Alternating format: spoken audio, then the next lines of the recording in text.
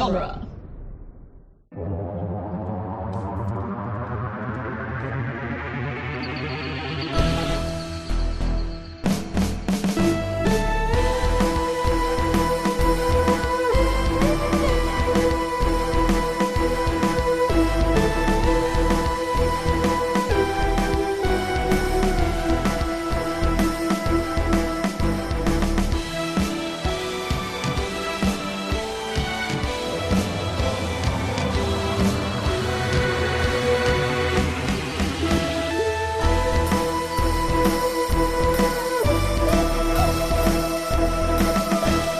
Hello and welcome back to the Doctor's Companion Presents Doctor Who The Long Way Around, the weekly podcast where we review and discuss every episode of Doctor Who, one doctor at a time. I'm Scott Corelli. I'm Cass Fredrickson. And I'm Nick Jimenez. Today on the show, we'll be discussing the Daemons, the second or the third Doctor's ninth story. The Daemons is we say Daemons because it's spelt weird. It's spelt in like an archaic way that Barry Letts just thought looked cooler. It's also how right. Philip Pullman spells Daemons in Golden Compass, and Right. I think in the movie versions they say Daemons, right? I don't know. Okay. I always thought it was Yeah, you would pronounced know. demons because it looks like that the character in the word Caesar, and like we Yeah. pronounce Caesar that way. I don't know. That's totally Yeah. valid. Yeah. No, I think. Yeah. But in any event, Yeah. Well, so Daemons. anyway, the Daemons.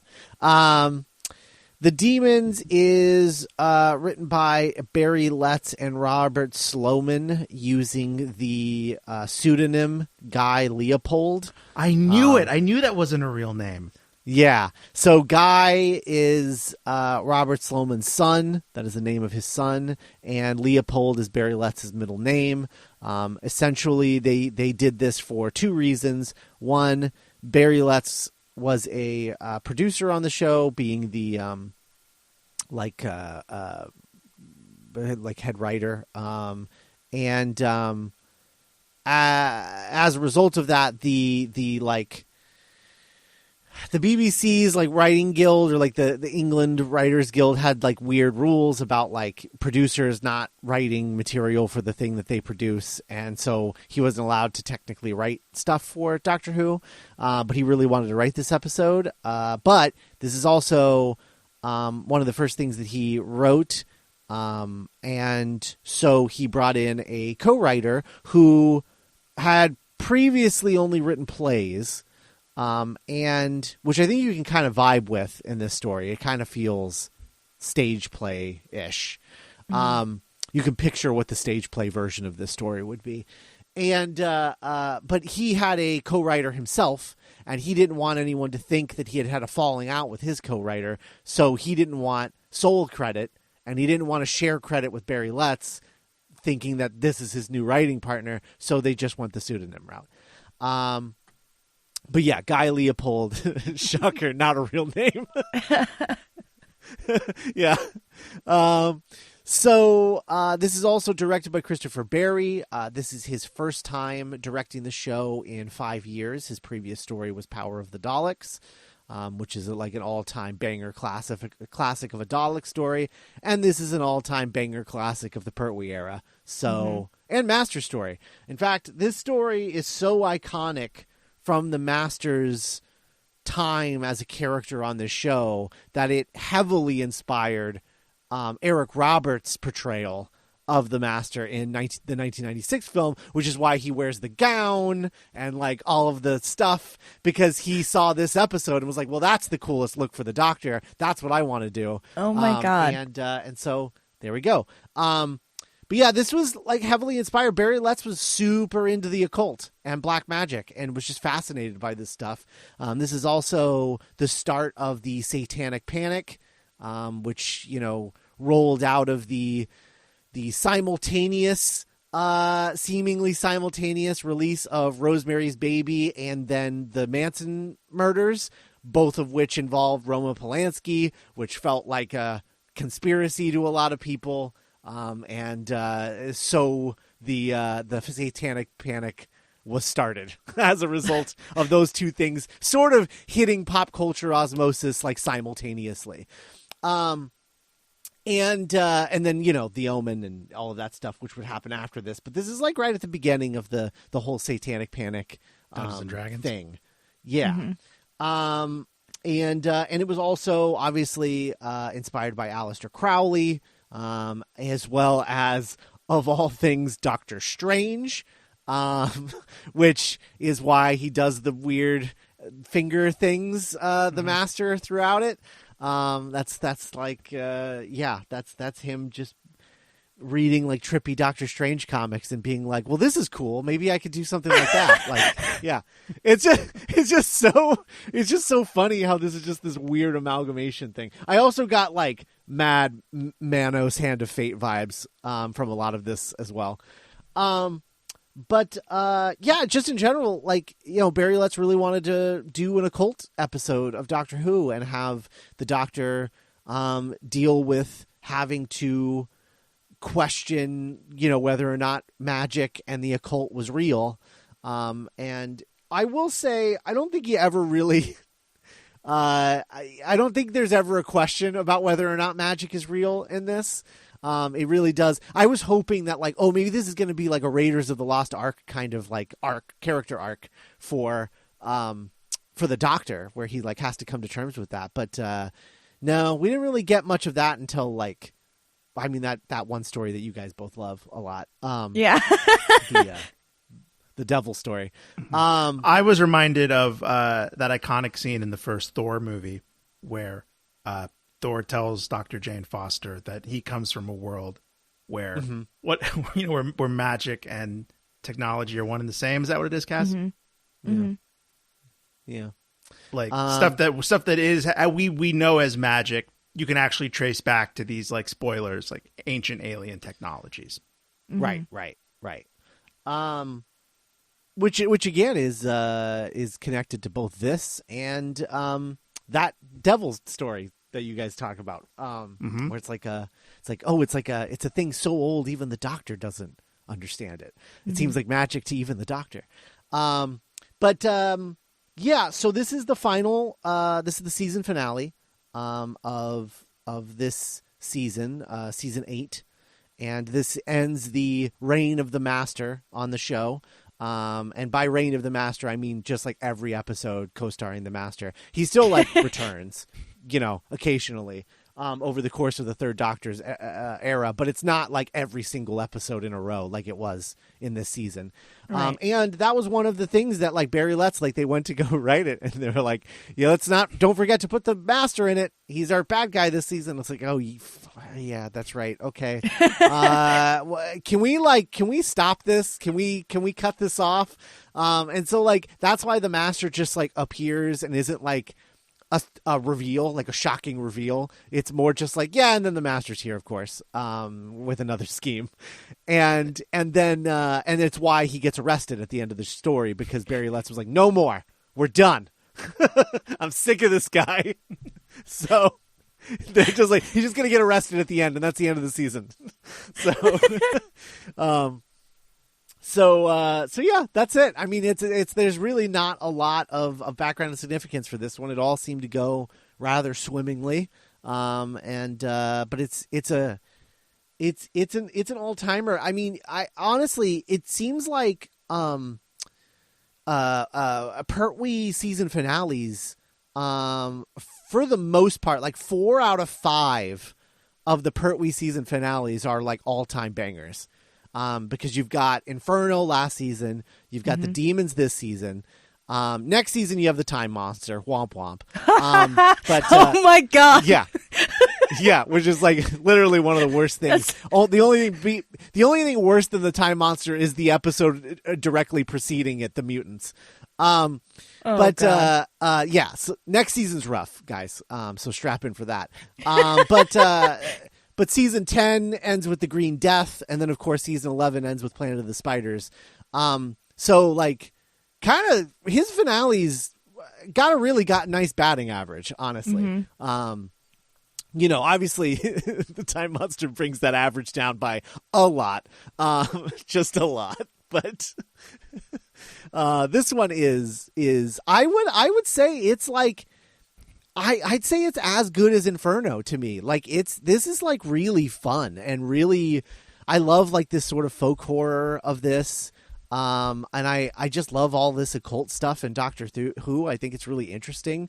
And the way that it's specifically utilized in this story, I think is really interesting. I don't know. What did you guys think? Nick, this is your first time watching it. So what did you think? One of the benefits of doing this show the long way round, the way that we have formatted it is by the time we get back to the Third Doctor, I have completely forgotten that the Master has been in every episode so far. And the reveal, is always like Lucille Bluth reacting to Gene Parmesan. That's great. I love that. That's great. But no, I had a blast. This was so much fun.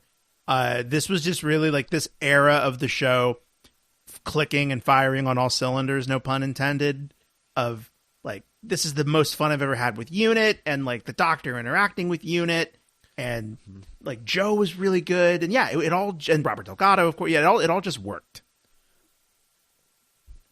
Cass? This story is so like batshit, and I love it so much.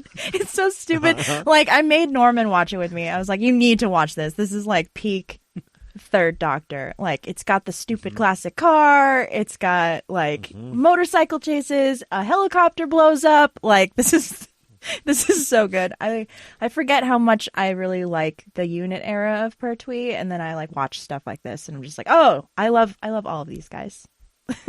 Yeah. I think that there's an argument to be made for this being this sort of quintessential Third Doctor story. Because it's not like, it's not Inferno. You could make the argument that Inferno is better than this, but I don't think Inferno works as like a quintessential Third Doctor story because it is sort of abnormal in the grand scheme of like his era. But this is just like right down the middle, right on the money. It just feels like a quintessential Third Doctor story, and I adore this. I'd say my only complaint about it is that there's something about when like certain men write the Third Doctor, they turn him into like kind of a dick to Jo, like just constantly belittling her, and it's not every writer. So like, you'll go one story where he's like just the kindest, most forgiving, like great character, like great, like fatherly sort of character to her. And then you get this one where he's like, you stupid twit, you idiot, you believe in magic, you moron. And it's just oh man, come on. He's not like Sixth Doctor mean. No. But he is mean. Like every other thing is kind of like a backhanded, not even a compliment. Like, it's like an insult, but Joe's just like, oh, Doctor, you're so smart. And I'm just like, okay. Yeah. Like that's weird. In this first episode, he's like, oh, I bet you think it's magic, don't you, stupid? And he's like, oh, Doctor. Maybe that's what kind of makes it. Yeah, please.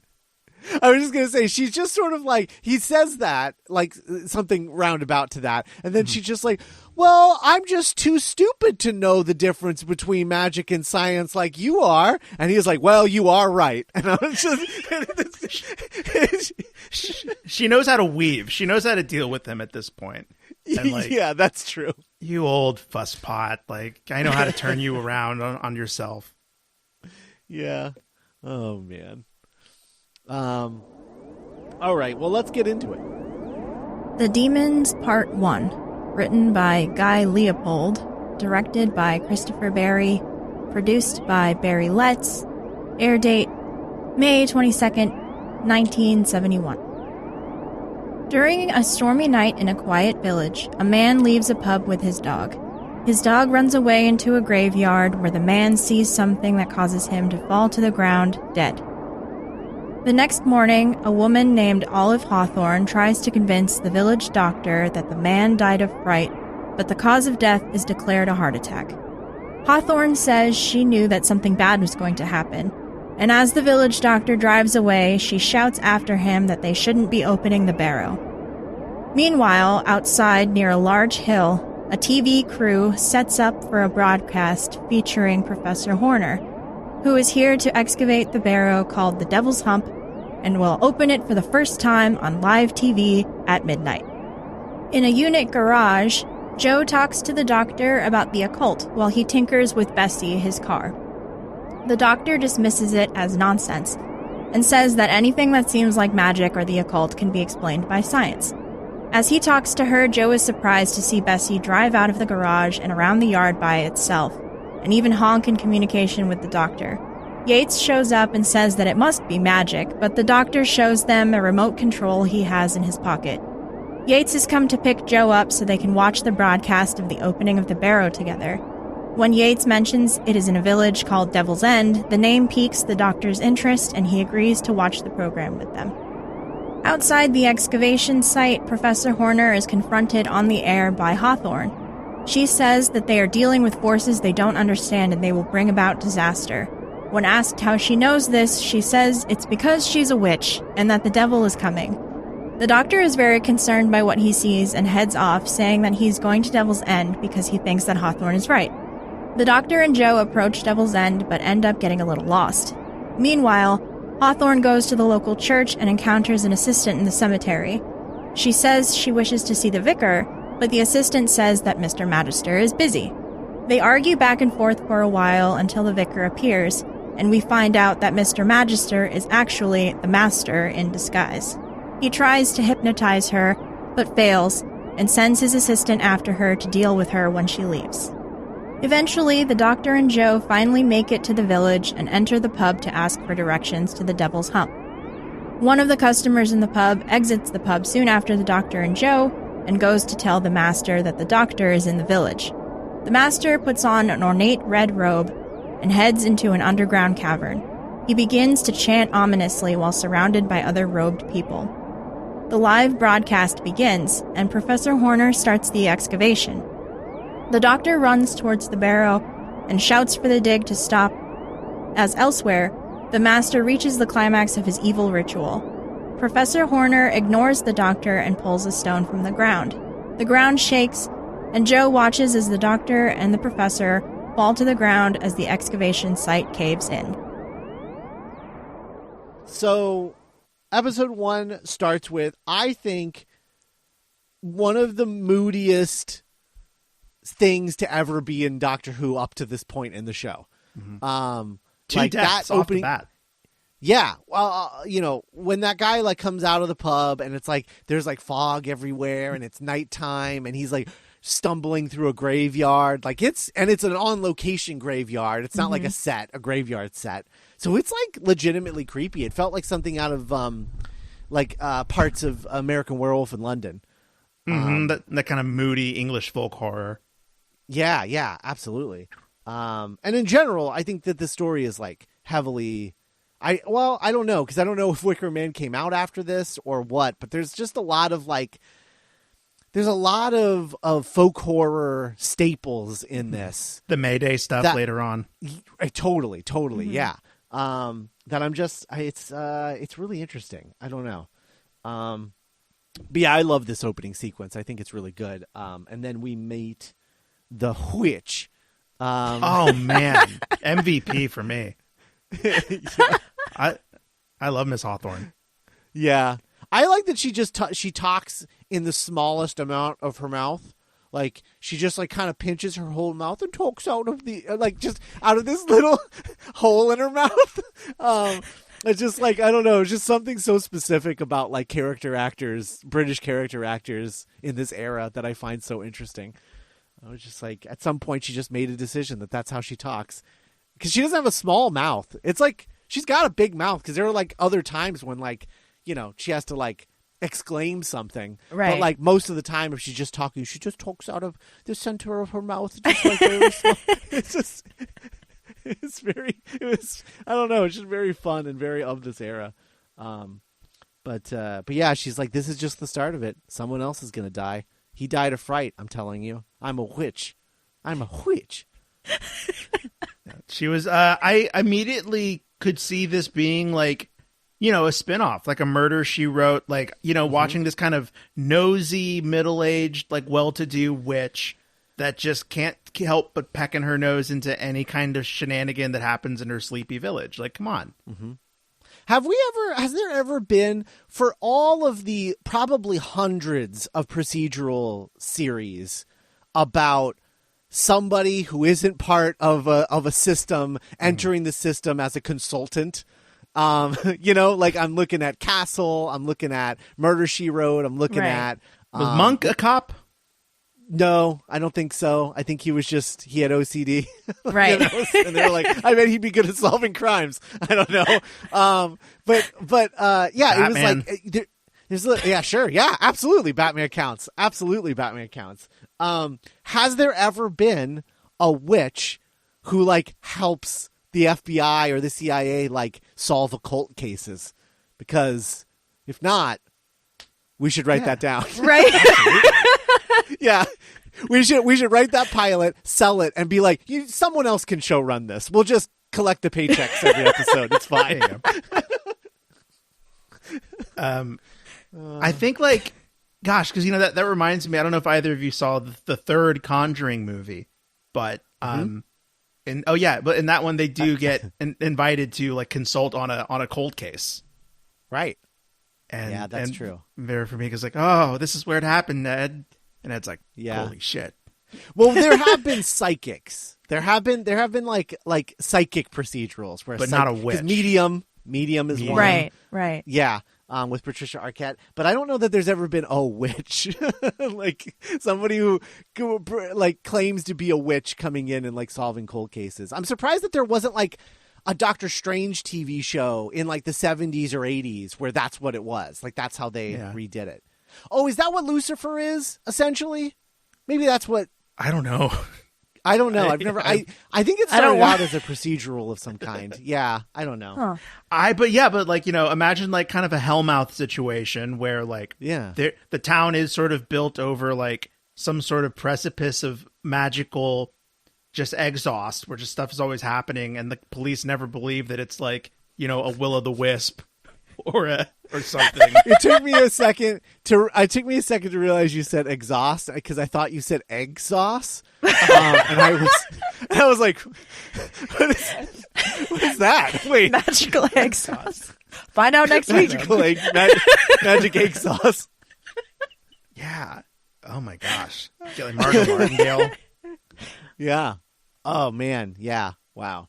All right. So anyway, is this one of the only episodes to like of Doctor Who to involve like a film shoot of some sort? I know this is like a BBC special or whatever, but I don't remember a lot of Doctor Who stories that like I'm surprised that there's never been like a modern Doctor Who story that's set at like a movie set on a movie set. Very surprised that that's never happened. Yeah. Before. It feels like such an obvious, like, fun thing to do for a Doctor Who episode, and for that to never have happened is, like, kind of mind-boggling to me. Yeah. Any one of them as, like, the, like, you're getting it all wrong. That's not how it works kind of jokes, Yeah. It totally feels like something like Capaldi or Smith would have gotten into. Because they loved correcting people. Because Moffat loves correcting people. 13 would just like be nerding out over like how they actually are doing the special effects. Yeah, yeah, totally. Oh man. It was certainly weird seeing the BBC itself appear in a Doctor Who story at the beginning. Yeah, that was cool though. It's also interesting that like, because this is actually based on a real thing that happened. Like the BBC special, special, like them doing a special about like an archaeological dig that had to do with the occult. They found like all this occult stuff, and then the BBC came and was like, "Look at all this crazy occult stuff. The devil's everywhere, right?" And you're just like, "I'm watching the BBC. What are you guys talking about?" It was like at that era of like satanic panic, which is everywhere. Even the BBC was falling victim to it. But yeah, that's what this was. This was sort of inspired by, like the start of the story was inspired by that BBC special.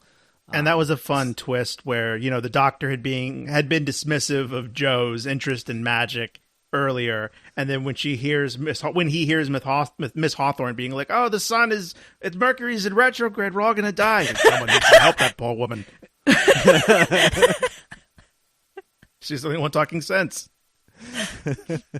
I really like how, like, he's only in the one episode, but I really like how snarky this professor who's in charge of the archaeological dig is. Like, he has no patience for the BBC interviewer person. Like, he's just like, hey, look at this cool hole I'm gonna like dig into the earth, like, you know. Yeah, the reporter keeps trying to make like jokes, and he's like, hey, come on, this is serious. Yeah. Yeah.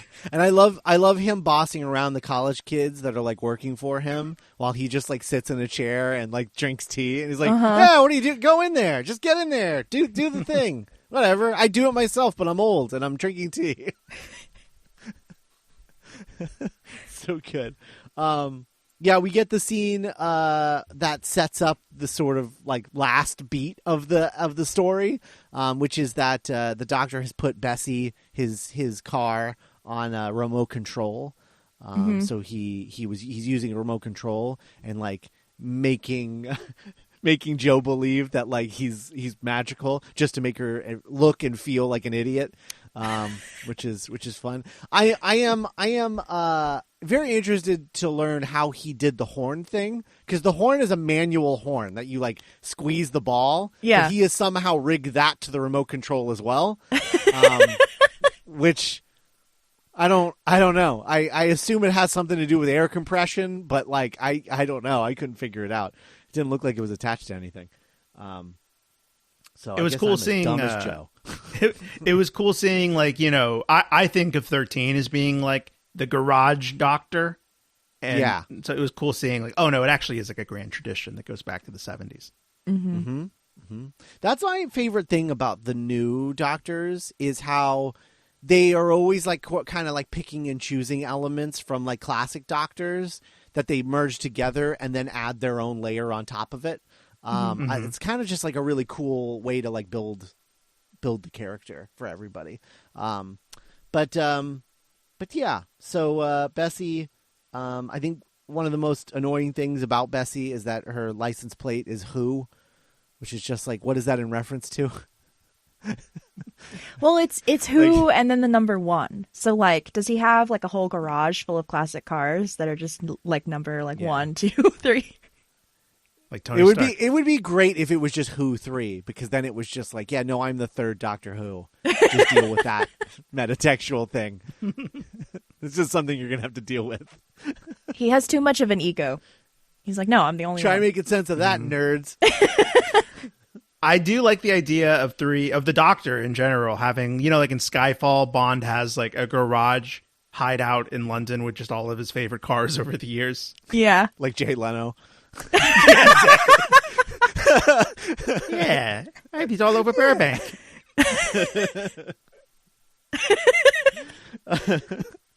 So they we go to this pub early in the episode, or like halfway through the episode. That was also very American Werewolf in London. Like the pub. Very, very, very, absolutely. Especially the fact they were all there, like literally all day. Like it's nighttime later, and they're all still there. But yeah, the witch is on TV. She interrupts the what is apparently a live BBC special, and interrupts it and is like talking her crazy witch magic.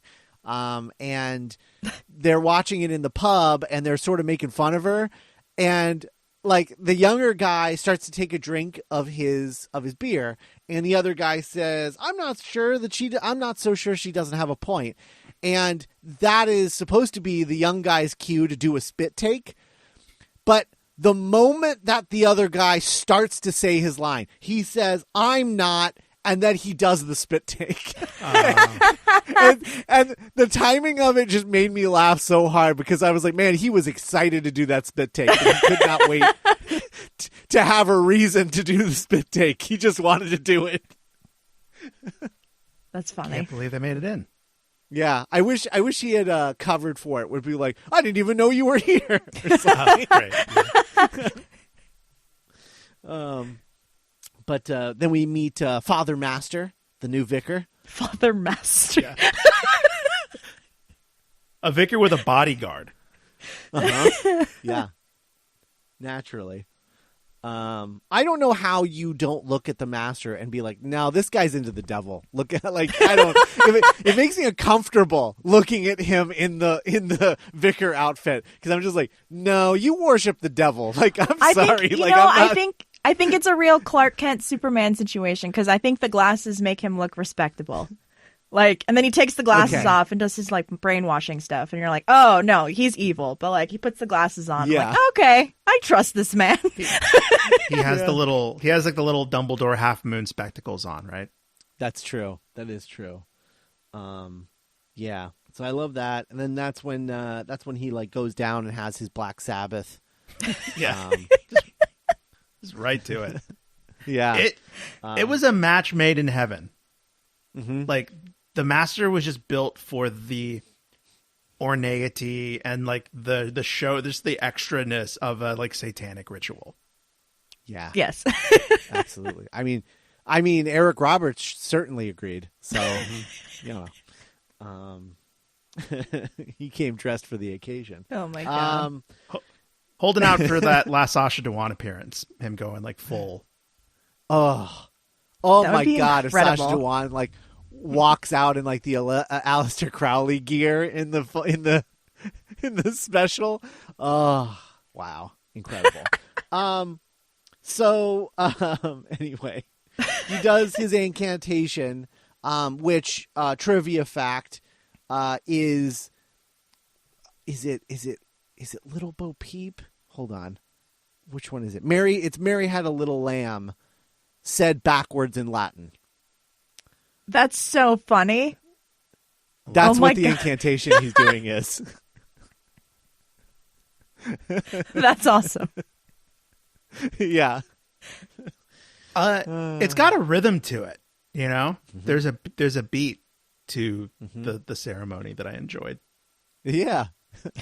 Throw that thing on a remix. Yeah. Chop it up. Yeah. It's the incantation. He does this incantation, and then like everything starts shaking, and that's our first cliffhanger. I want to shout out the brigadier's suit. His like dinner jacket. Is he in this one? Yeah, I think so because. First one? Okay. I wrote.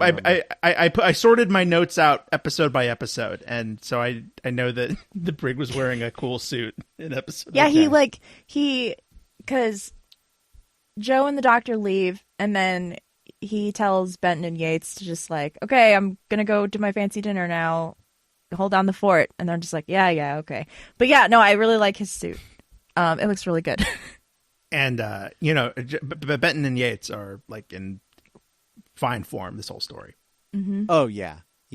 This Barry Letz's like goal with this story was to get these knuckleheads out of uniform, and like get to know them as like human beings and not just like military personnel. Mm-hmm. Because he was like, I think we're going to be on this military base for a while, so maybe we should turn them into real characters.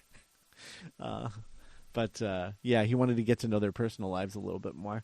If I'm not mistaken, I think the Daemons is one of those episodes, one of those stories that when you buy the DVD, it comes with a cut that is edited together into just like a feature-length story, with no cliffhangers. Mm-hmm. And I think that it's probably the most well done of all of those, because they've done like half a dozen of those edits in some of these older stories. And I think this is the best one, and I think the reason that it works so well is because kind of unanimously across the board, the cliffhangers are kind of garbage throughout this whole story. The cliffhangers are not great. They're just sort of, the episode just sort of ends in most cases. So I think it works really well as like as a feature edit. And then you just get this sort of Doctor Who like folk horror movie, yeah, which is Yeah, which is fun. The Demons Part 2, written by Guy Leopold, directed by Christopher Barry, produced by Barry Letts. Air date May 29th, 1971. Yates and Benton at unit headquarters turn on the broadcast just in time to see Joe crying over the doctor's body just before the transmission cuts out, and they go to try and find out what happened. Joe and the TV crew at the dig site try to unearth the doctor and Professor Horner. The Master speaks to an entity called Azal. They agree to meet later, and the Master sends the other robed people away. At the site, the TV crew manages to find the doctor, but his body is frozen and he is most likely dead. Joe is distraught and asks that he be taken to the village doctor, who is surprised to find that not only is the doctor still alive, but he appears to have 2 heartbeats. Joe uses the phone in the pub to call Yates and asks him to come help. He tells her that he and Benton will come in the morning with the helicopter. The Devil's Hump is evacuated, and the next day the Master begins another spooky incantation in the underground cavern, making the ground shake again, and a huge figure emerges from the barrow, frightening the poor watchman. When Benton and Yates approach the village in the helicopter, they see from the sky a trail of huge footprints. They investigate for a bit before meeting up with Joe and the doctor, who is still resting. Benton heads off by himself to look at the tracks again, while Yates stays behind with Joe. Elsewhere, the Brigadier hears that Yates and Benton took his helicopter without permission and heads over to Devil's End to once again find out what's going on. While walking near the church, Benton hears someone crying for help and investigates, where he finds Hawthorne tied up and put inside a chest. The two go to leave, but see the Master's henchmen who attacked her, so they hide in the cavern underneath the chapel, where they see the evidence of the Master's dark magic ritual. The henchman spots them and Benton fights him off, but ends up being knocked unconscious by some unseen force. Hawthorne helps him up and they manage to get away. The henchman follows them, but he is attacked by the huge figure from the barrow, who has made its way to the village. The Master welcomes the creature in the cavern. The doctor finally wakes up and tells Joe and Yates that he knows what is causing all of the trouble. Benton and Hawthorne arrive and she blames black magic for what is happening in the village and claims that she saw the devil, who was 30 feet high and had horns, and that he was summoned by the vicar, Mr. Magister. The doctor notes to Joe that Magister is Latin for master, before they head off to investigate the barrow again. The Brigadier is prevented from reaching Devil's End by a mysterious heat barrier that has popped up across a few roads heading into the village, and anything that passes through it bursts into flames. He calls Yates to inform him of the delay, and Yates tells him that the Master is somehow involved in all of this. At the barrow, Joe and the doctor discover the body of the watchman stationed there, as well as a small metal model of a spaceship. The doctor begins to explain, but one of the gargoyles from the church has come to life and enters the dig site, advancing on them menacingly.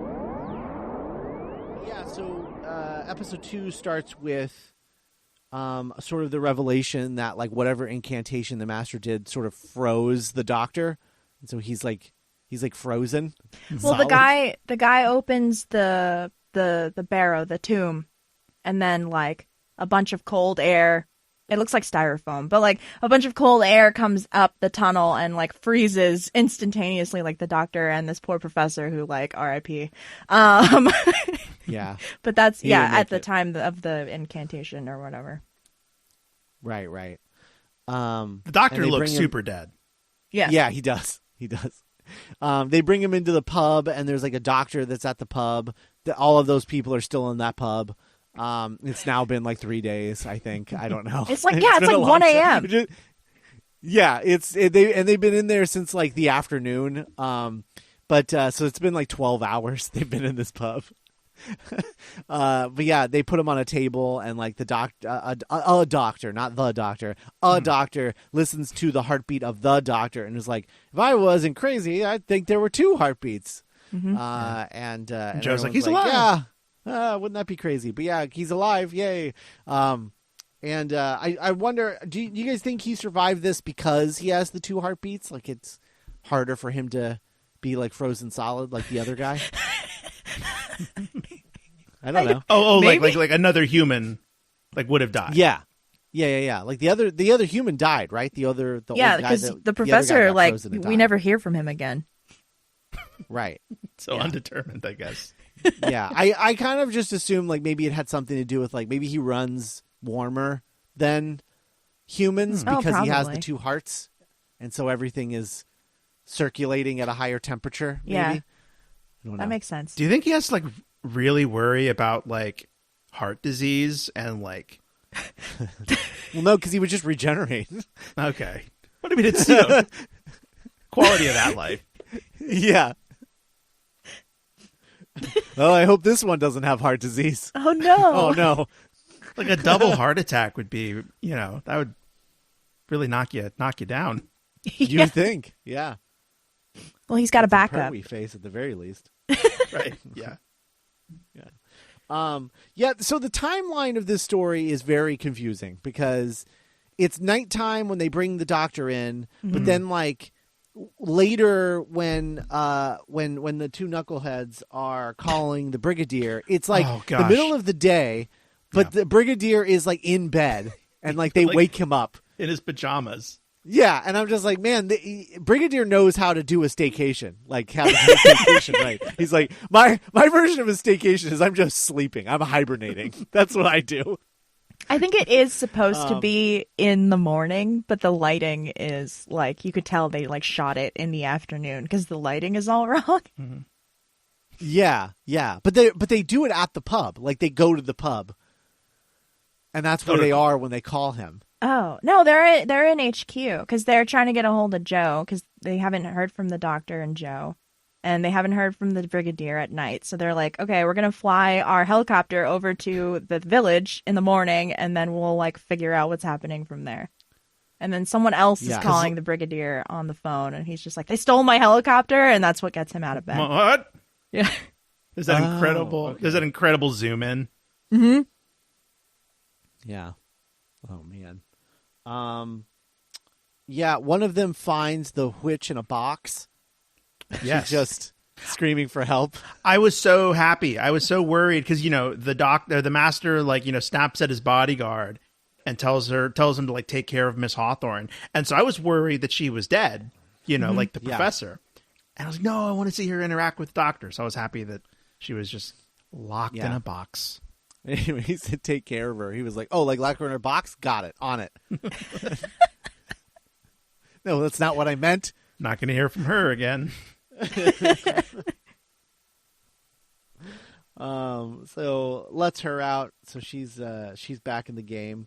And the doctor learns of the new vicar named Magister, which he was like, you idiots. Magister is Latin for master. Did you fail Latin class too? Idiots.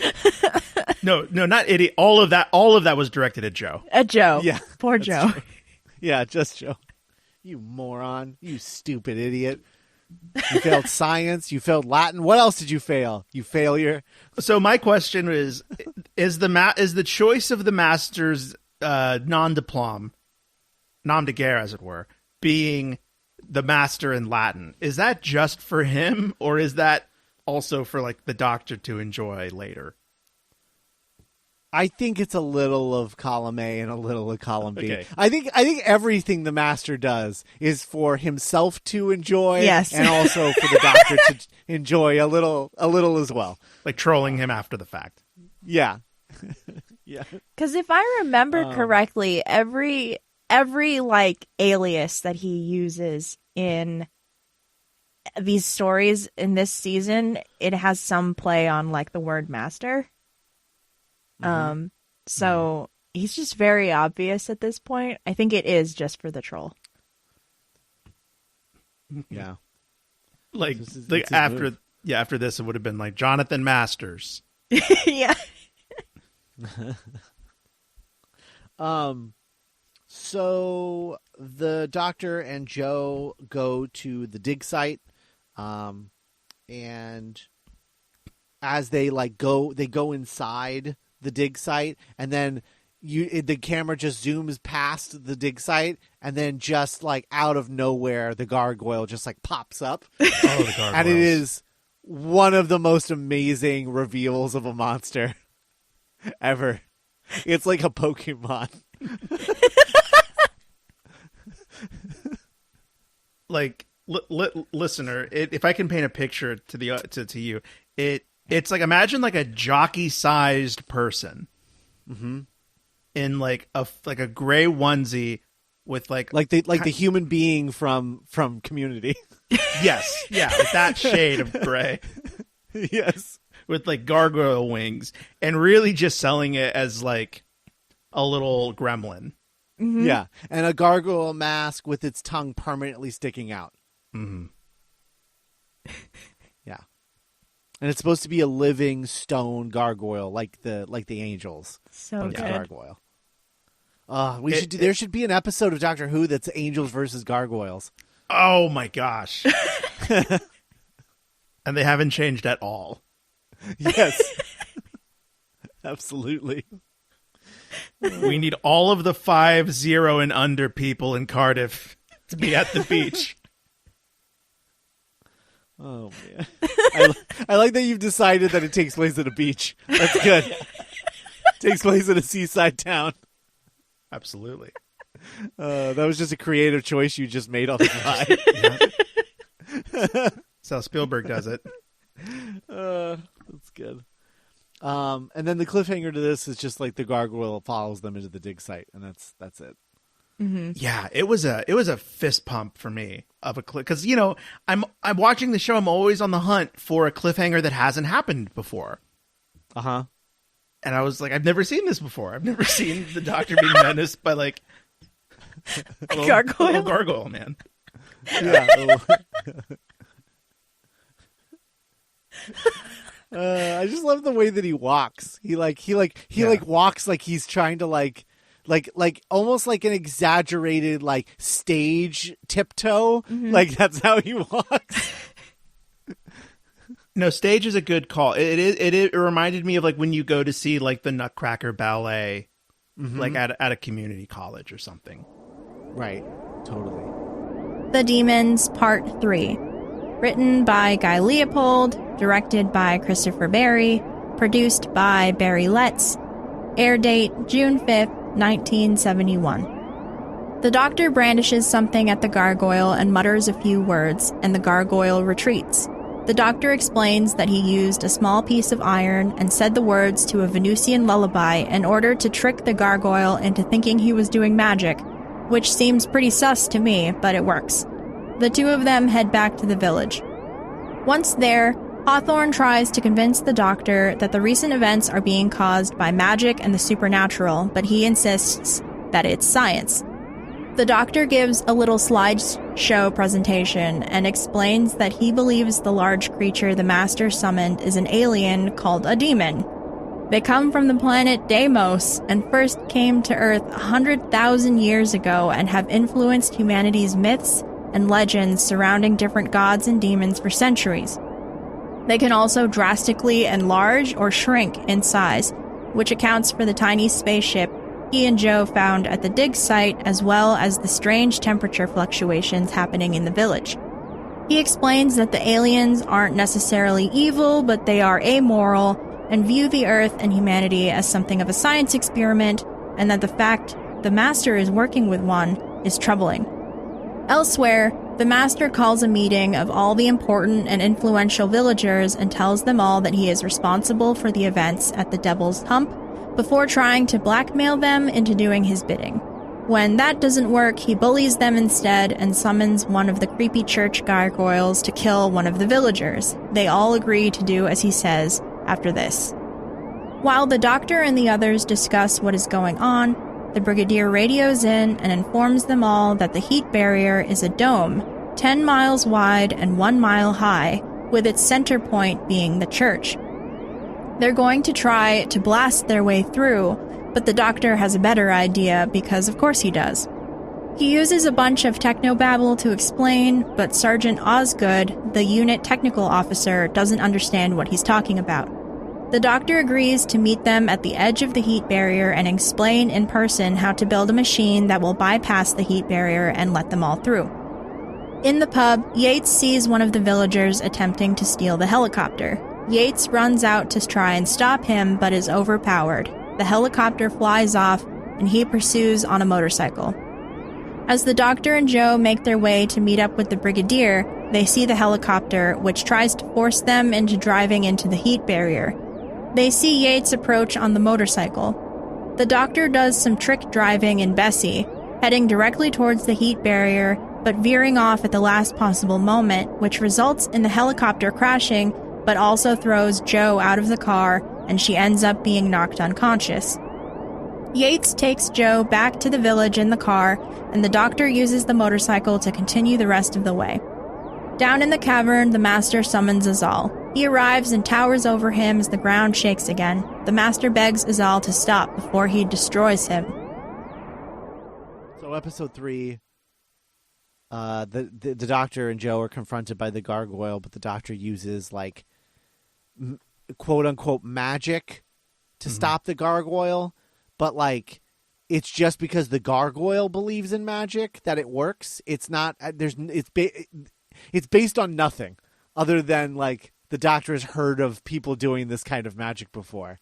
Kind of like if the only reason that like a cross worked on a vampire is because the vampire was too stupid to realize that like it actually doesn't do anything. Right. He's like, oh, I've heard that could hurt me, so I'm scared. And then the Master is like, hey, you idiot. Fine, just come back home. Come back home, you moron. Why does the Doctor have a sheet of iron in his pocket? Like, that's my question. Like, why does he have cast iron just on his person? I don't understand. He was in the garage earlier. Yeah. Gargoyle repellent. Yeah, maybe it's a car part. Yeah. Yeah. Or it could just be, the Fourth Doctor has all kinds of weird stuff in his pockets. Yeah, but that's the Fourth Doctor. That's true. That is true. It definitely, I could have used more. I could have used more in 13 if she had just had random, just basic metals on her person at all times. That's true. Yeah. Yeah, it would have been cool if she had like a little messenger bag she carried around all the time, and it was like a bag of holding, and it just like just like had anything that anyone needed, including like sandwiches and tea if anyone needed it at that moment. Like a Sonic fanny pack. Yeah. I don't think they would call it that in England. But... yeah, whatever they call them in the UK. Yeah. Satchel. Yeah. Oh, and then didn't we learn that he was like speaking in tongues or something, and it was like was it a real poem or was it a Gallifreyan poem that he was like reciting? It was a Venusian lullaby. Right. Because the Third Doctor is like really into Venusian Venus culture. Yeah. Yeah. Just like super into it. Like the way that like rich people will like get into like Asian culture. But that's it. It's like it's Asian culture, and it's just like a mixed mash of like all kinds of countries and different cultures. Yeah. But it looks like a Chinese restaurant, and they're like, yeah. Oh, your father's been reading a lot of books about Japan lately. Right. That's how the Third Doctor treats Venusian culture. Just like walking in, Joe's like making breakfast. Like, the Venusians would do it this way. Right. Oh man. Is the Venusian flip one-handed flip in the next? It's in Day of the Doctor, right? Or Day of the Daleks. The Aikido, the Venusian Aikido. Yeah, the hand chops. Yeah, I think Venusian, so. Yeah, where he's holding the drink. I think that's in the next story. Oh man, I don't know. Oh God. Anyway, can't wait. There's an amazing moment in a future episode where he is holding a glass. I'm only telling you this because I know you'll completely forget by the time we get to it. But he's holding a glass of brandy and like sipping a glass of brandy as he's walking into a room, and then a ninja attacks him, and he does a one-handed ha ta ta cha, and then flips him onto a table, and then just continues drinking his brandy, and it's the coolest thing that Third Doctor has ever done. Oh man, can't wait. Yeah. So anyway, this is also the episode where this really just this funny modern thing happens, but it at the time they had no context for this being a thing. But there's this moment where the doctor's trying to explain something and they get interrupted. He gets interrupted by someone's walkie-talkie going off, but it's a ringtone.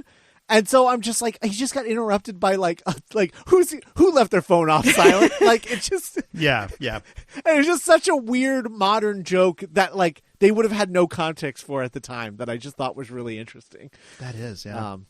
Yeah. But we get so they finally meet Miss Hawthorne, and she's like, "I saw it was the devil," and the doctor's like, "I thought you were smart."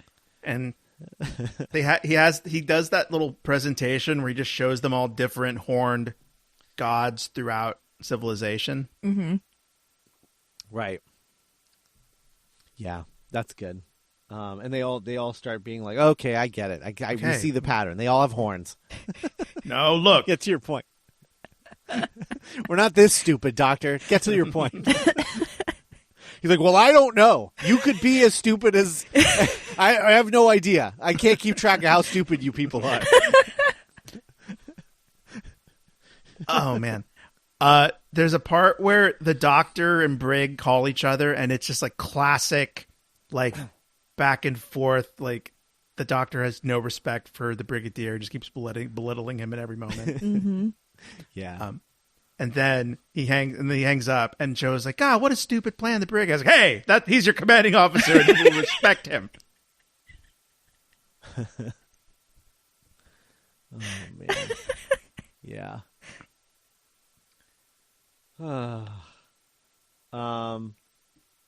So let's see. My next note is the helicopter car crash. That knocks out Joe.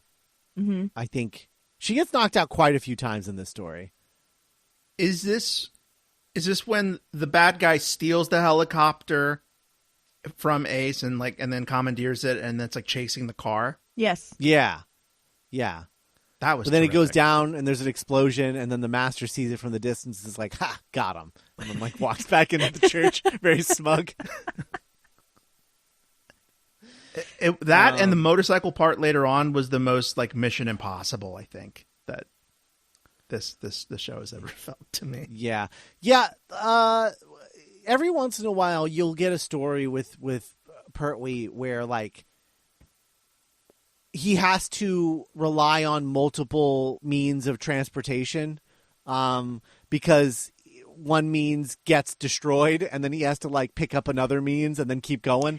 Mm-hmm. That happens quite a few times. Most famously in his final story. Yes, but yes, it's good stuff every time it happens. It's 7 minutes long, and he is on 3 different vehicles over the course of the chase. It's amazing. I love it. One of them is a hovercraft. Yes. Oh man, I can't. I think this is maybe 10, but even 10. He's just such a brawler in this. Mm-hmm. He's in this era. Pertwee's such a James Bond action hero. Yeah. They were definitely trying to reinvent him, reinvent the character in this era. But it's fun. He's the only one I think that'll ever be like this. I don't think we're ever going to revisit this type of Doctor ever again. Because I think it's too sacred now that the Doctor isn't violent.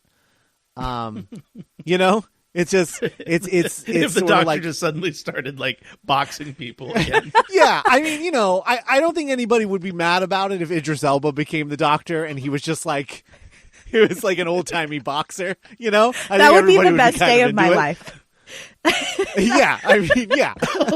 You think it's going to be a moment where he finds that there was an element in all of the bad guys' coats that makes it. No, he just rolls up his sleeves. Yeah. Right in the Ghiblies. Just like the kitchen fight in Tenet. It's just really efficient and brutal. Yeah. That's the future Guy Ritchie era of Doctor Who. Absolutely.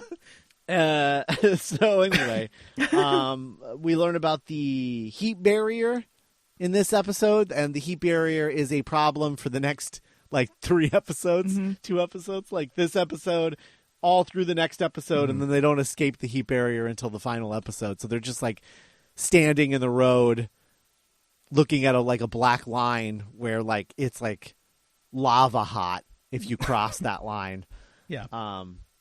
But yeah, and so the doctor's just like frustratingly trying to explain to their military scientist like how to get it to work. And guys, he's so increasingly frustrated because he's like, you're telling me this guy's supposed to be a scientist? He can't even he doesn't even know what reverse the polarity means. Who is this guy? Because they're like stranded in the middle of the road. And the doctor is like yelling instructions from like 10 feet away because he can't just walk over and show them how to do it. And it's so funny. Right. But all that being said, I think my favorite part of this episode may be the master just berating the whole town and saying like, you are dust beneath my feet. You will bend to my will. They're just like, this guy's an asshole. God, I love Roger Delgado so much. He's the best. He's just the best. I love it.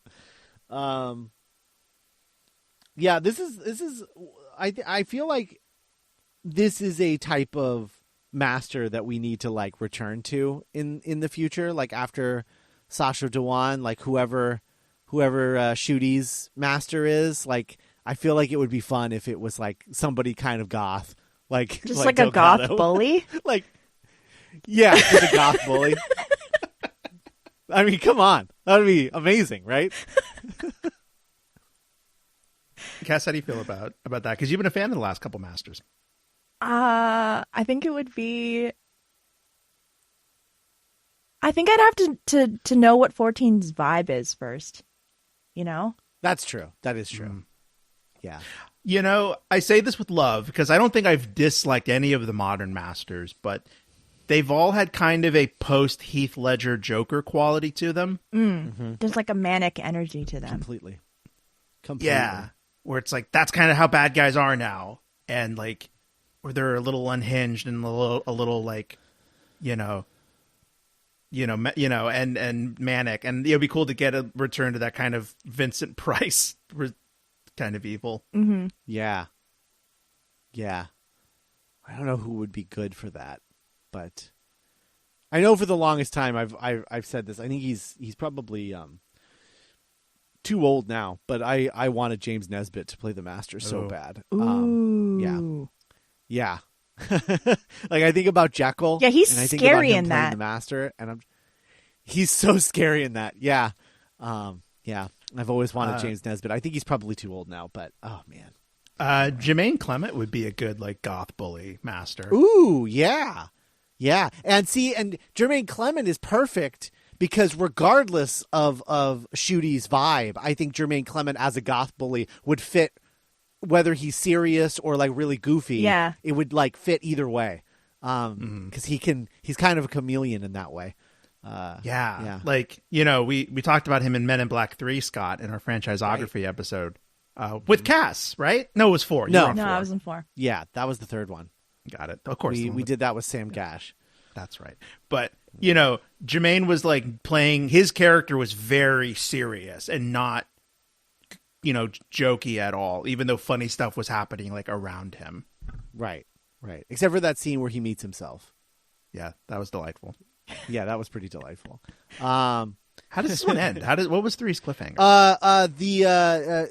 The demon arrives. The big my gosh. The big old demon. Yeah, and the master's like, "Oh dear God, what is it? What have I done?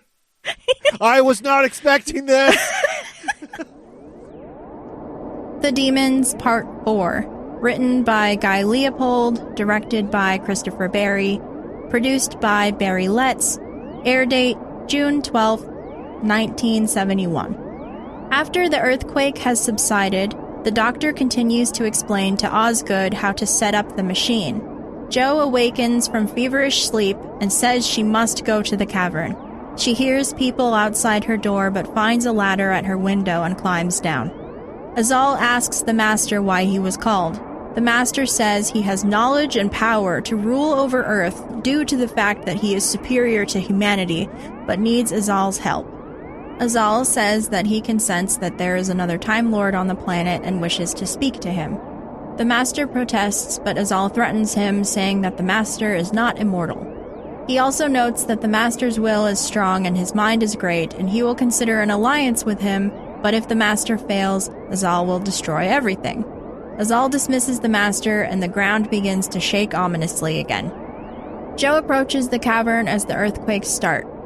Yates goes upstairs to check on Joe, but finds her gone with the window open. He tells Benton and leaves to go to find her. Joe enters the church and heads straight for the cavern, which is now empty. She is startled by a gargoyle, and her scream is what alerts Yates to her presence. They explore the cavern for a bit before agreeing to leave, but have to hide when one of the robed figures appears to place a dagger on the altar.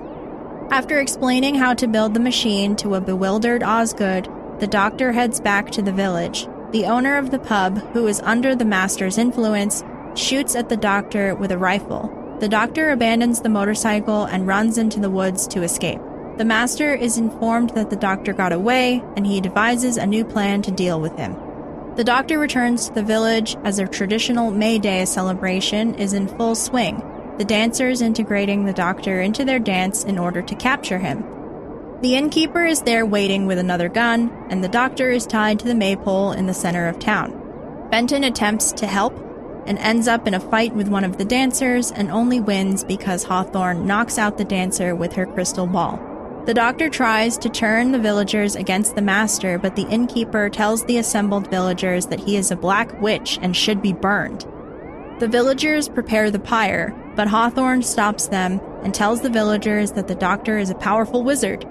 The Doctor plays along and offers a few displays of great power as proof, which involves him yelling out for various things in the square to shatter, and Benton secretly shooting at the things out of the window of the pub on cue. The innkeeper doesn't believe it and threatens the Doctor with a gun again, so the Doctor makes Bessie seemingly move on its own again and uses the car to knock the man over. Down in the cavern, Joe interrupts the Master as he uses a ceremony to summon Azal, but she is too late and the demon grows large before her eyes. Yeah, episode 4, it's the Doctor's back on the road, arguing with Unit some more. And what did we think of Mr. Demon Man? Did he have a name? I know he's just the demon, Isn't right? The Master calls him he's just a... What is he? Azal? When he's like chanting? Doesn't he refer to him as... I don't know if it's like a whatever. Yo soy Zal. No, yeah. Yeah, he basically wants to rule Earth for the demon. It's so interesting that like the Master is constantly being like, I'm better than everyone, but then is constantly like looping himself in as an assistant to a regional manager role. You know, it's so weird that that's always his plan of like, I'm gonna be like a conniving little assistant, and then I'm gonna take over the business. I don't know. Do you think that's part of the fun for him, is working his way, kind of like starting a new game? Maybe. Yeah, it could be. But yeah, this is also the start of the May Day festival. Because I feel like, the totally different character, but kind of similar vibes. Like Loki, I feel like is the character who would automatically be like, I'm the president, or I'm the king, or I'm a god, you know? But you're right. The Master likes to be like, I'm in the background. Pay no attention to me until 3 episodes in. But even Loki was technically an assistant to the regional manager because he was working for Thanos. Yeah. That's true. Same energy. True. So exact same vibes, actually. Yeah. Same energy. Oh, and the Collector, that was kind of, he just was like, oh, I'll be under this dude's umbrella for a little bit. Or not the Collector. Yeah. Jeff Goldblum. Oh, right. Yeah. Yeah. The Game the Grandmaster. Grandmaster? Yeah. Game Master? Yeah. Anyway. I like how scared the Master is in this first scene. Yes. Yes. I think that's really good. But yeah, the May Day festival starts, and the doctor comes, and they tie him up to a stake and call him a black witch, and decide they're going to burn him at the stake. I liked Evil Creepy Parade. Evil creepy. Don't see a lot of those. With the dancers. Yeah, when they're all like, when they're all like marching and they're like shuttering their doors. Very Wicker Man. Very, very Wicker Man. This is also the episode where the doctor is getting shot at, and he does like that cool move where he like slides the motorbike and rolls and then runs as the guy is like shooting him. Dudes rock. Yeah, it's pretty good. But yeah, he's the doctor's gonna get burned at the stake, and this was the point where I was like, man, they're really gonna wrap this up quick, huh? And then realize like, oh no, this is 5 episodes. Yeah, the rare 5 episode Doctor Who story. But yeah, I was very confused about how they were gonna wrap this up so quickly. But yeah, the demon comes back, and it's two cliffhangers where the demon shows up. It's like, I'm here, cliffhanger. Joe gets kidnapped at one point, right? Because they're gonna sacrifice her to the demon. Or passes out again. Yeah, is that next episode? And no, I think it like starts in this episode, and then this episode and 5, she's like in the like Wicker Man sacrificial like dress, and I think brainwashed. No, I think they just kidnapped her. Okay. Yeah, and made her dress in a sacrificial gown. The doctor getting slowly wrapped up at the maypole was, well, he was like, stop doing this. Yeah. No, that's really good. I also just like him like outsmarting them. In just like one, like there's like, they really are stupid. Like the fact that that what's his name is just shooting at stuff that like the doctor is shouting like targets, and there's like and he's like, see, I did that with my mind. And he's like, the doctor feels like, oh God, I can't believe I'm doing this. Like he feels like low for like tricking them with such stupid stuff. What is the situation where, so the guy with the newspaper outfit, he's wearing like the big fluffy newspaper outfit. He looks like the new Nerf mascot, but, like with newspaper.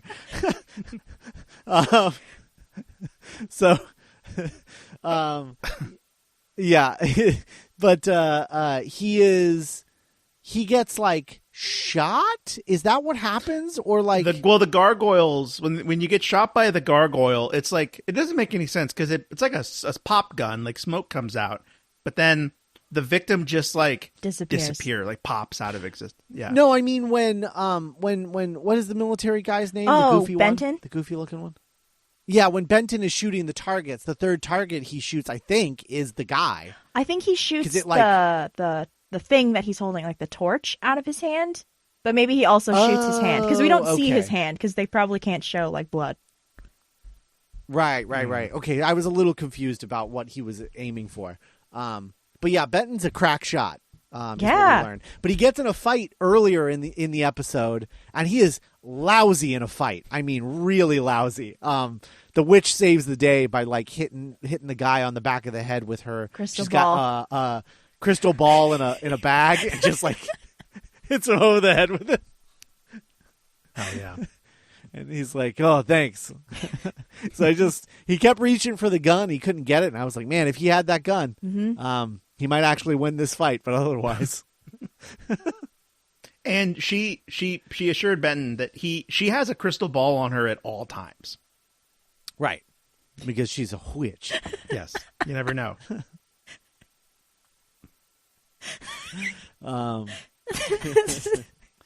But yeah, the demon returns as he prophesied.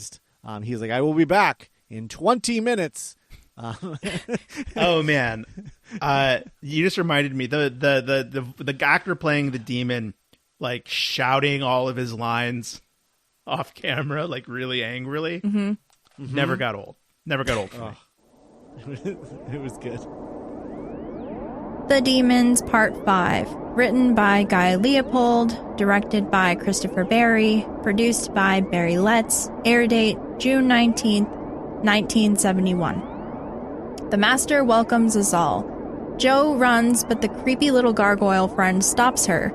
Yates tries to shoot at it, but the gargoyle blasts the gun out of his hand, disarming him. Yates is tied up, and Jo is dragged away. The Doctor admits to the villagers that he isn't actually a wizard and shows them how he moved Bessie using the remote control, saying that it is science and not magic that is the reason for the recent events in the village. Benton wants to get over to the church, but the Doctor says they should wait for the Brigadier. The Master demands power from Azal. Jo is brought in again wearing a white robe, and the Master tells Azal that he will offer Jo to him as a sacrifice. Yates manages to escape and tells the Doctor, who radios the Brigadier and tells him that they need to use the machine to come through the heat barrier now. The Brigadier orders Osgood to operate the machine. The machine starts to smoke like it's going to blow up, but the Brigadier says to keep trying. Meanwhile, the Doctor marshals the villagers to surround the church. One of the hooded figures warns the Master that the villagers are approaching, and he orders the gargoyle to guard the church door. The gargoyle scares off most of the villagers by straight up evaporating one with a blast from its claw. The Master begins the sacrificial ceremony. Some of his followers begin to question his orders. The energy exchanger machine starts to work and creates a tunnel that the unit vehicles can drive through, which affects Azal, who reacts as if he is in pain. Unfortunately, as soon as it is through the barrier, the machine explodes. Hearing the explosion from the village, the Doctor rushes past the gargoyle and into the church to rescue Jo, where he sees Azal for the first time. Outside the church, the unit team arrives. The Brigadier wants to go inside after the Doctor, but Yates points out the gargoyle.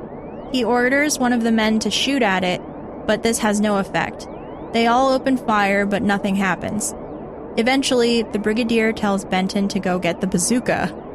Yates uses the bazooka on the gargoyle, which destroys him initially, but he soon reforms. In the cavern, the Master tells Azal to kill the Doctor. Azal refuses. The Doctor explains that he came in to talk, but will only do so if Azal frees Jo. He does so. The Doctor begs Azal to leave, but he says he can't. Because of the nature of the experiment on humanity, he must either bequeath his power or destroy the Earth. At first, he wants to give his power to the Doctor, but the Doctor refuses to accept it. The Master says he can instead bequeath it to him, and Azal agrees. The Master asks what will happen to the Doctor.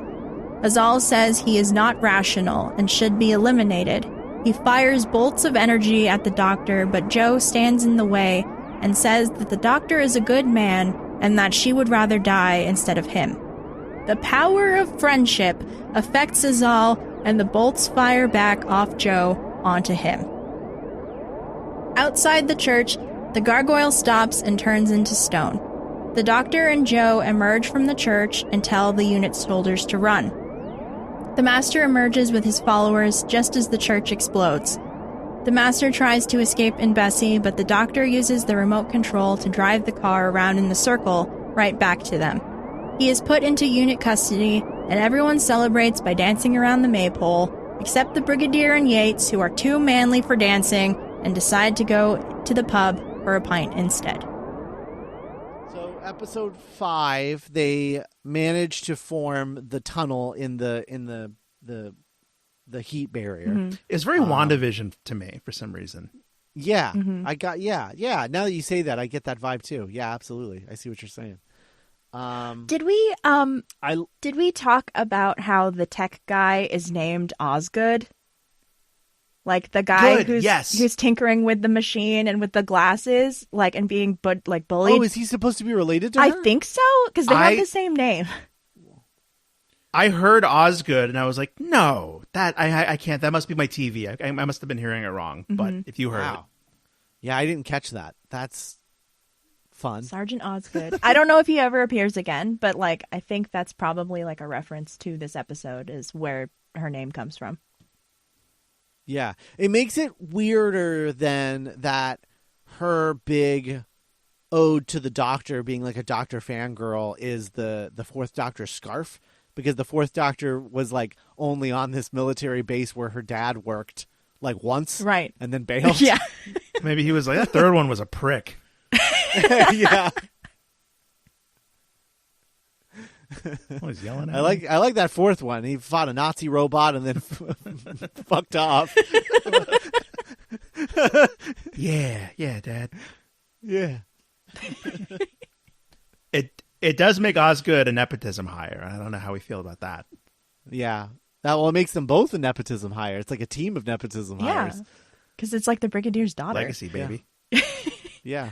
Oh, right. Yeah. Wow. Right. So now it's just a team. God, that's Well, so rich. well. If it isn't the nepotism twin. I wish my name was on the building too. They're all like, Just being berated by by British construction workers. oh man. Yeah, so I love when the Doctor like runs off after like convincing everyone to let him go. Mm-hmm. He runs off to where the Black Sabbath is happening, and as soon as he walks in, he's like, "Whoa, okay, this is." I just love his reaction to seeing the demon. He's just like, "Whoa, all right, wow." I love. He's so self-assured in this story, and for a second he wavers because he takes a look at this thing and he's like, "Yeah, that's pretty demony. I'm not gonna lie, that is pretty."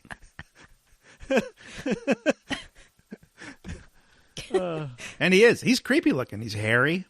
Yeah. It's a guy in He's a got- really bad satyr cosplay, but like he's supposed to be like 30 feet tall.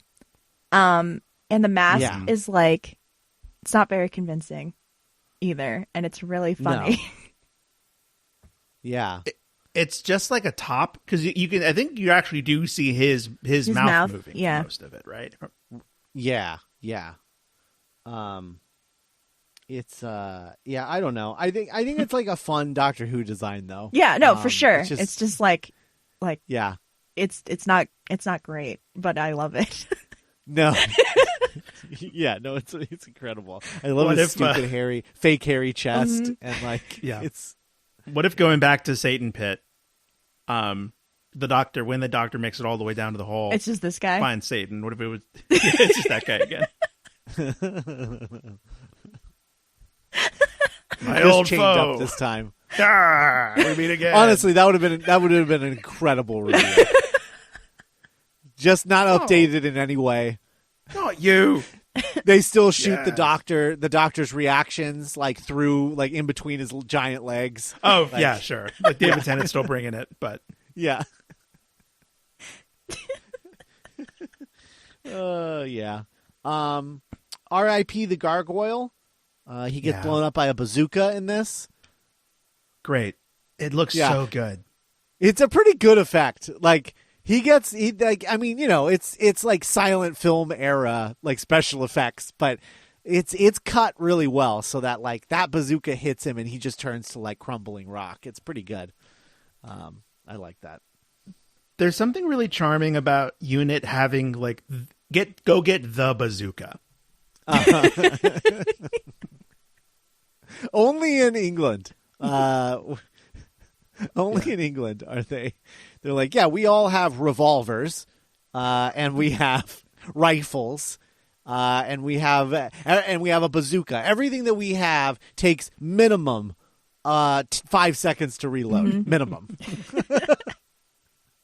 Sometimes longer. I love that.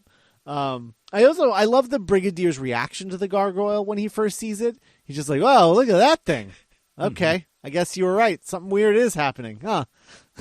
It's so Stiff upper lip. He's good. He's obviously like shaken a little bit, but he's also just like, ever since the doctor showed up, we've been having to deal with stupid stuff like this. I can't remember what episode it is, but at one point, when everyone's gone, Brigadier's like, I should have worked in a bank. Yeah. Yeah, that was. I think that was when the doctor left the heat barrier. Yeah. I think when he he leaves, and then that's when the Brigadier is just like, I don't know what he's saying. I should have worked in a bank. That makes sense. The master wants the power of this demon to rule over humanity, but the demon wants the coolest, bestest guy to have his power. Mm-hmm. And he thought that was the master until he meets the doctor, and he's like, no, it's actually this guy. He's the coolest, bestest. And the master's like, oh, what?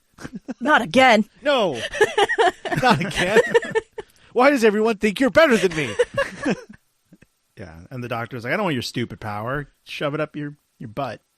Yeah, and then he gets offended, and he's like, I'm going to kill you, actually. And then Joe is like, no, not the doctor. He's the bestest, wisest, most kindest man I've ever met. And Kill me instead. Yeah, and then the demon is like, what? And then it the sacrifice that Joe is willing to make overloads him and turns his own power against him, and then he implodes or something. The doctor explains it like the house in Poltergeist. Yeah. He was like, that act was so irrational that it just short circuited. Yeah, because demons, famously rational creatures. Yeah, it's not like a robot. Yeah. But it was cool. It was cool seeing Joe did save the day, and for the doctor to call it out and put a pin in it and just be like, good job, Joe. Mm-hmm. Way to be. Yeah. And then the master attempts an escape on Bessie. Boy. And the doctor's just like, watch this. And then just takes over with the remote control and makes him come right back into custody. That was humiliating to watch. Watching it circle back and the master realizing, it's just coming back. Raising his hands already. This is the last time we see the master for a few stories, right? Is he in the Sea Devils? Yeah, he comes back in the Sea Devils. Yeah. So we've got 2 stories before we see the master again. So he just gets arrested and taken to jail. Mm-hmm. Mm-hmm. Jail. Which, is interesting. I would love to see. Does it's been a long time since I've seen the Sea Devils. Does the master break out of prison in that story? Because that's what I want to see. I don't remember if he breaks out or if the doctor has to break him out for some reason. Because I also haven't seen it in a while. But I do know that there is a sword fight involving the master. So maybe it's him breaking out. I don't remember. Yeah. I would love the master to have a companion in prison, like his Otisburg. And just now. Yeah. They break out. I wish he had shouted something like that as he was getting arrested. He's like, don't you know who I am? The greatest criminal mastermind of our time. No, yeah, a doctor prison break would be amazing. Or a master prison break would be amazing. Absolutely. I guess they both would. And then we get a fertility dance. Mm-hmm. But Yates and Brigg would rather go grab a pint, so they bail. They're too straight for this shit. No dancing for us. Yeah. We are far too straight. Yeah. Well, did you notice Dayton does that thing where hey, it'd be pretty funny if we danced, huh, boss? Yeah. Yes. But we could. We could. It wouldn't be gay or nothing. Just kidding. Unless. Unless. And then just to be clear, they walk off camera to quote get a drink. Mm-hmm. Right. Mm-hmm. So who knows? It's Mayday. Maybe it's candlelit. Yeah. They just went on. They were like, "Well, I'm not ready to go dancing yet. Take me out to dinner first."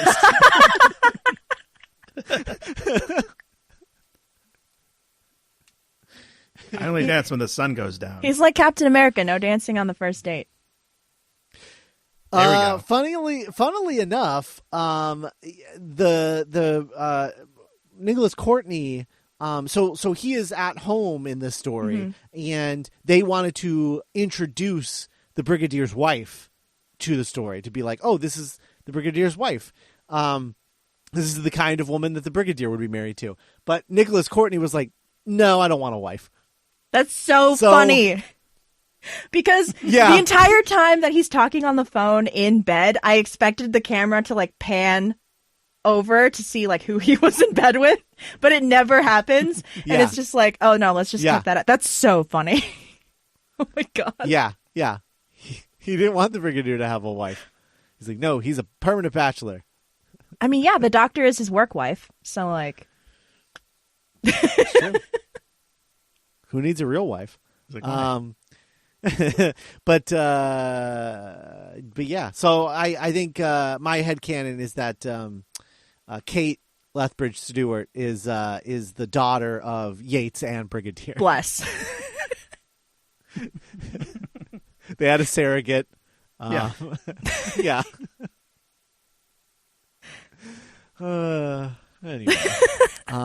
Full name is. It all started here with a pint over candlelight. And so ends the Demons. We had just defeated Satan, I assume. Oh man, truly one of my favorite episodes of Classic Who. I love the Demons so much. It's so good. Anyhow, and it's on BritBox. Yeah, fine. Yeah, no missing episodes. We don't have to deal with that for a while. Till next time, I think. But I mean next season of Long Way Around. But next week we have the Android Invasion, the Fourth Doctor story, which in an era of like absolute like sort of banger after banger after banger. I don't think Android Invasion is a bad story, but it feels way worse than it probably is because it's surrounded by like incredible episodes on either side of it. So it's kind of just like fine, like it's whatever. I guess it is. It's fun because it's like it's Terry Nation, isn't it? But no Daleks. Is it really? Yeah, I'm pretty sure. Oh my God. So I'm looking forward to watching it again for that because Terry Nation is just like wild. It is Terry Nation. Yeah. Oh my God. Okay. Well, I can't wait for that. Yeah. I hope there's some insanity in there. It's been a while since I watched it. But yeah, I just remember it being like fine. It's fine. It's not, it's unfortunate that it is within the arguably like, if not the best, one of the best eras of the show. But that is next week. The Fourth Doctor, Sarah Jane, and the Android Invasion. So look for that next week. And everybody go check out the Patreon. If you guys want TDC content on the Patreon, we've talked about doing more of those sort of like bracket specials and things like that. So we might do one of those. I know one of the ones that we talked about doing maybe was like a bracket special on like the best episodes of Doctor Who written by Russell T Davies. So we might do like a bracket special of that, or like, I assume in the future a similar one for Stephen Moffat. But yeah, I don't know, just stuff like that, where we just sort of like talk about all of it in a more broader sense than we get to on the regular show. But yeah, that's at duelinggenre.com/support. It's 3 bonus podcasts a week That is a lot of content. Minimum 3 bonus podcasts a week, I should say. There's sometimes there's more. But check that out. duelinggenre.com/support.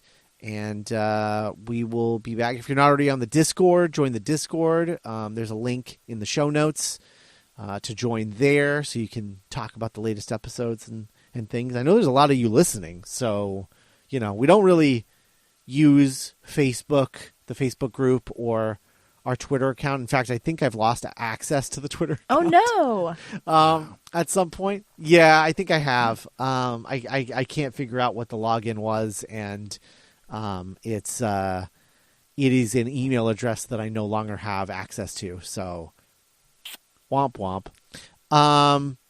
So anyway, the best way to interact with us is on the Discord anyway, because we're all on there and we will interact with you directly. And so, join the Discord if you haven't already. That is, once again, in the show notes to this episode. You just click the link and join. Yeah, that's it. So thanks for listening, everybody, and we will talk to you guys next week with the Android invasion. Bye-bye. Bye. Bye.